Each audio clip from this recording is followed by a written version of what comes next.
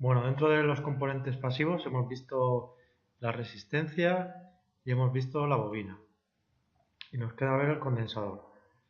Estos tres son los tres componentes pasivos fundamentales que vamos a estudiar en este curso. El condensador es un componente pasivo que nos sirve para muchas cosas, como por ejemplo para filtrar señal, al igual que la bobina. En este caso el condensador ocupa menos que la bobina y pesa menos, por tanto es mejor candidato para filtrar que la bobina. Eh, También lo podemos utilizar como elemento de protección, igual que la bobina. En la bobina nos servía para picos de intensidad, en este caso nos sirve para eh, picos de tensión. El condensador también nos sirve para almacenar energía.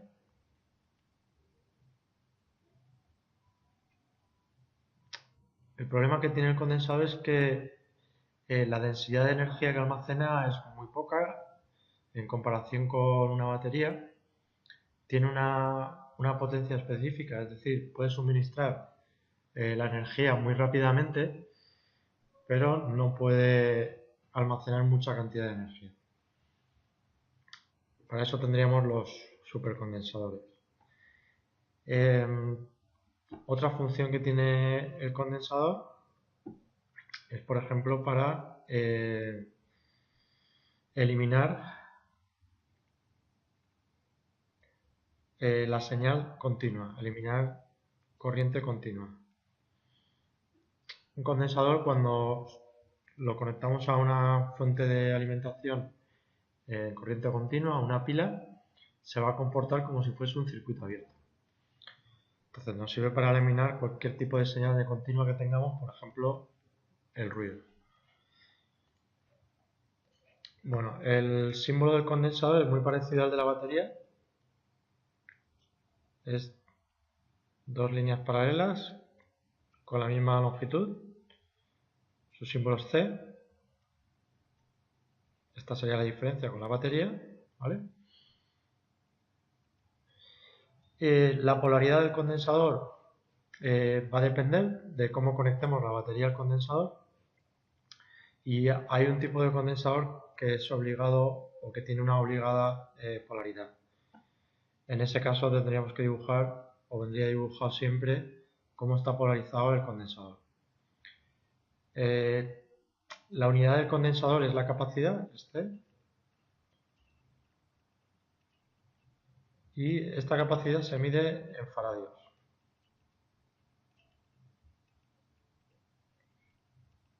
Los condensadores típicos que tenemos en el laboratorio van desde las unidades de picofaradio hasta microfaradio normalmente. Os recuerdo que un picofaradio son 10 a la menos 12 faradios, perdón, sí, 10 a la menos 12 faradios, un nanofaradio 10 a la menos 9 faradios y un microfaradio 10 a la menos 6. Luego hay condensadores que se llaman supercondensadores, que tienen unidades de faradio o de milifaradios, pero en el laboratorio estas unidades. Repasar cómo se convierte una unidad a otra, ya que lo vamos a tener que hacer. Como el propio esquema indica del condensador, este se compone de dos placas conductoras que pueden ser aluminio o cualquier otro metal que sea buen conductor. Puede ser grafito, por ejemplo, también, o acero incluso, aunque el acero no es tan buen conductor, pero también se hacen condensadores así, con cobre, con lo que se quiera. Normalmente se utiliza mucho el aluminio porque el aluminio nos permite una cierta flexibilidad y nos permite hacer enrollamientos. Entonces, un condensador típico sería uno formado por dos placas conductoras. Estas placas estarían separadas por una distancia D, entre ellas, y entre medias lo que vamos a tener es un dieléctrico. Si vemos una vista lateral del condensador, aquí entre medias vamos a tener un dieléctrico. ¿Qué es un dieléctrico? Un dieléctrico es un aislante.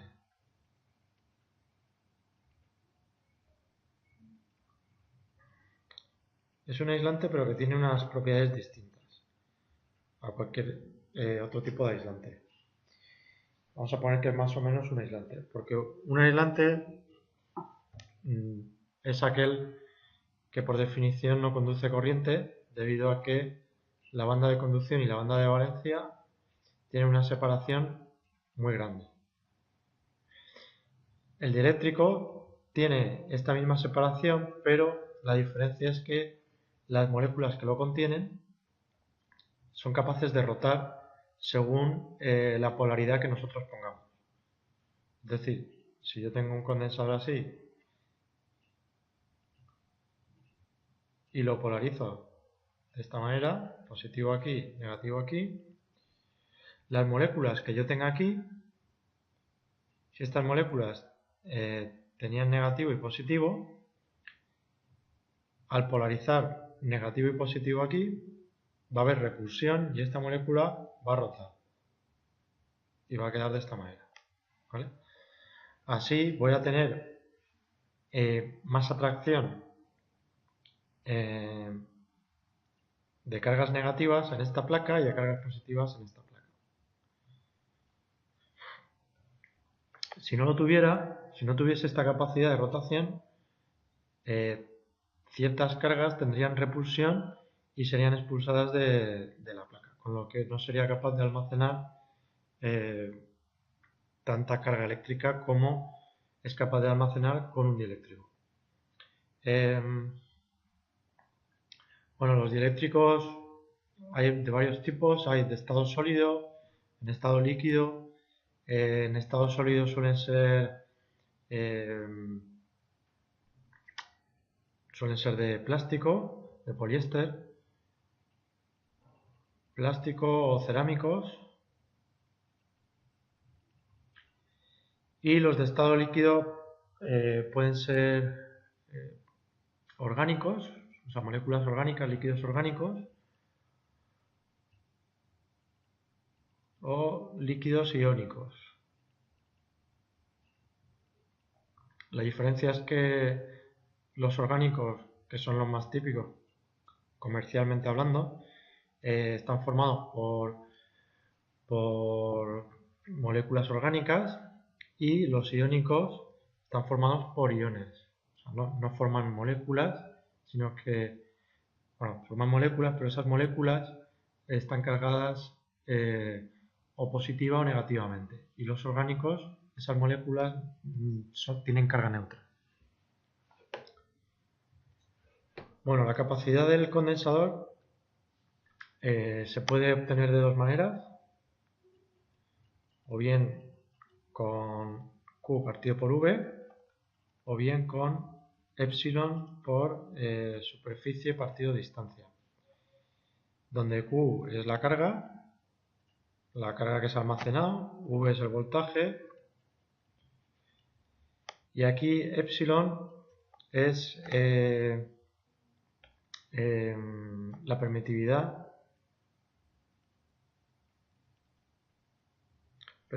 eléctrica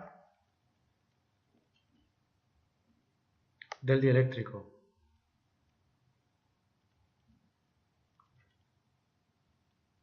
Es decir, lo que nos va a medir es la capacidad que tiene el dieléctrico de dejar pasar o no un campo eléctrico.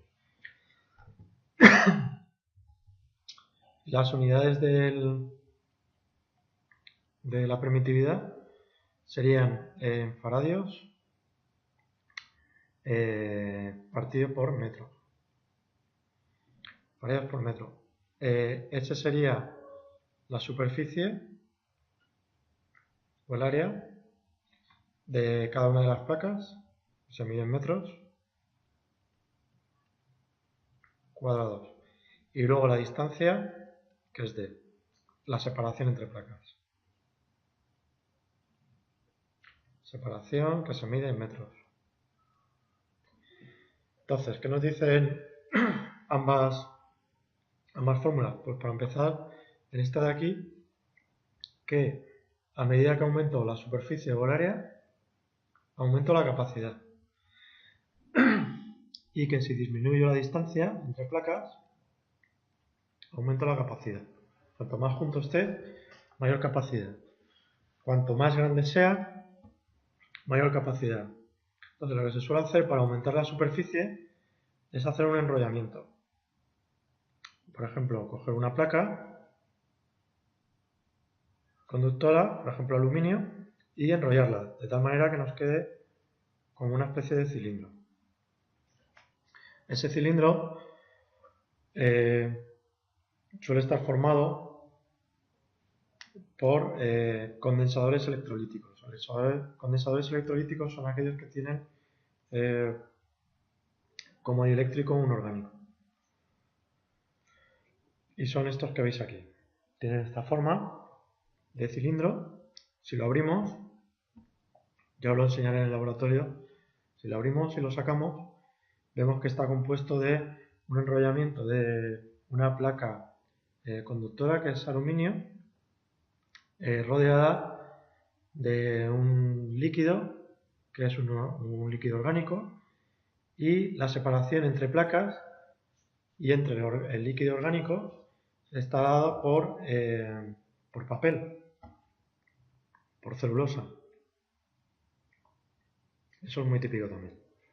Separar las dos placas y el dieléctrico por un separador que sea papel. Y es porque el papel es un aislante y además es poroso, con lo que permite el paso de moléculas del dieléctrico a través de él, pero no permite el paso de carga eléctrica. Con lo que vamos a tener separadas las dos placas y el dieléctrico va a poder fluir de una placa a la otra.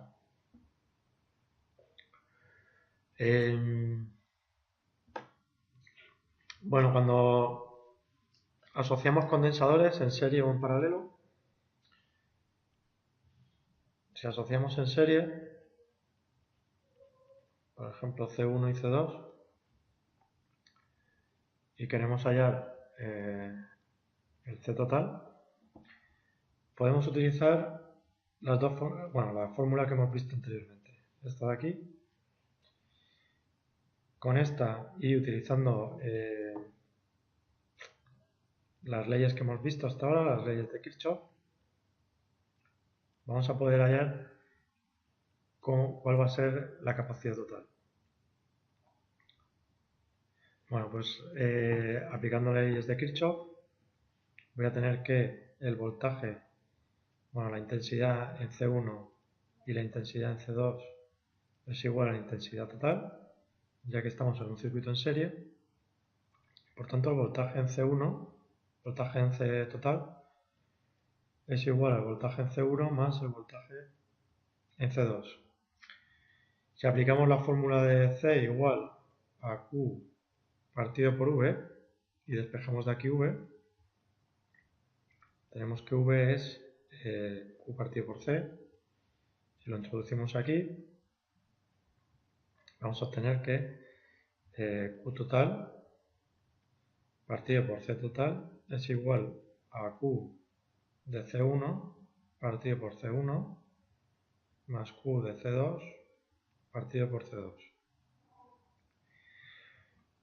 Y además sabemos que I, como vimos al principio del curso, es la carga total que atraviesa un determinado conductor o un determinado material en un tiempo determinado. Como tenemos que todas las intensidades son iguales y el tiempo es el mismo, que va a pasar en todo momento, la carga Q también va a ser igual. Luego Qt es igual a Qc1 y es igual a Qc2. Luego puedo sacar factor común las Q.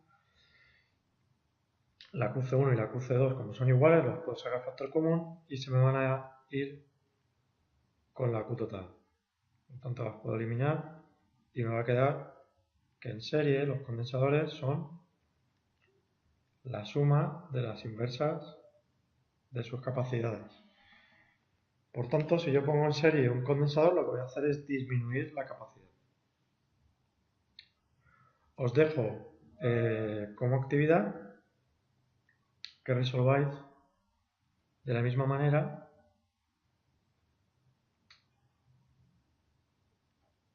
dos condensadores en paralelo, C1 y C2, ¿vale? De actividad. Os pondré en el campus para que me lo subáis. Bien. ¿Qué más con el condensador? Con el condensador también podemos utilizarlo como transductor, es decir, en nuestras etapas del audífono lo teníamos en la etapa de filtrado, luego teníamos amplificación y luego teníamos el traductor de salida. Pues bien, el condensador también lo podemos utilizar en la etapa de transducción. Si a un micrófono que tiene una membrana lo conectamos directamente con un condensador que tenga una de las placas móviles, esta de aquí, estaría conectada directamente con la membrana. Al llegar el sonido, este va a hacer que la membrana vibre. Al vibrar esta membrana va a hacer que esta placa de aquí vibre también.